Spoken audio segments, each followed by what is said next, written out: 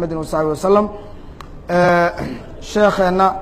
شيخ عبد الرحمن الزيلعي جigjiga ayuu la joogay xirtiisuu jigjiga la joogay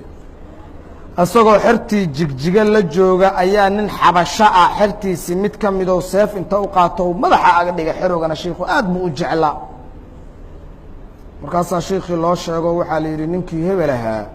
madaxa laga gooyay waa dilan yahay waa dhintay hada madax meel buu ku dhacay ogow sheekhu waa soo baxay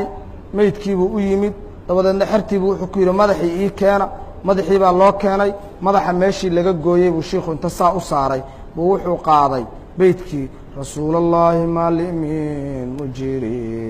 siwaaka yujiru min kurabi shidaadi toddoba jeer buu ku celceliyey kadibna madaxii meeshiisii buu ku raystay meydkiina waa istaagay isagoo nool yuxyi illaahu man yashaa فلذلك سميت سداسا waxaa loogu magacaabay qasiidadii oo beydkan la dhaxgeliyay qasiidada haadiyatul arwaax ayaa loogu magacaabay beydkan qasiidada la dhaxgeliyay اللهم اشر نفحات الرضوان عليه وامدنا بالاسرار التي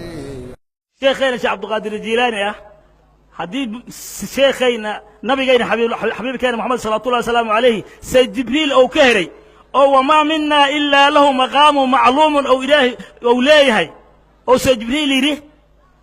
من ماشان أيفارق الحبيب حبيبه في مثل هذا أو يري وعلى الله كان رفرف كاس صورة الشيخ عبد القادر الجيلاني أيا سكر صاري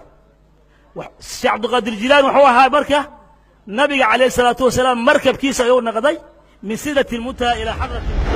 من أظلم ممن افترى على الله كذبا ليضل الناس بغير علم